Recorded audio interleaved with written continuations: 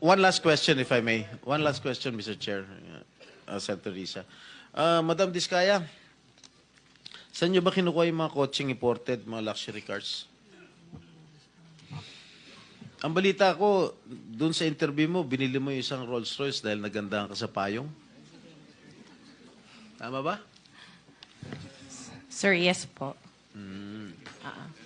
Samantalang, ilan yung luxury cars mo? Nasa 28 po. 28 lang. Yes. Ano ito mga ito? Rolls Royce, Ferrari? I don't have a Ferrari. Ano yung mga luxury cars? Lamborghini? No rin. Cadillac. Saan binili? Saan binili? Sagutin mo na. Saan mo binili? Sa dealer po. Sino dealer? Dito, local?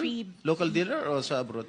Freebell Enterprises tsaka yung isa Auto Art. Dito, sa Pilipinas? Yes po. Hindi ka nag-import? No po. Dito, may dealer ng mga Yes po. Rolls Royce. May dealer ng Rolls Royce meron dito. po. Ano pa yung mga ibang luxury cars mo? Yung anong tawag dito, yung Cadillac and the GMC. Cadillac Escalade, ganon? Yes po.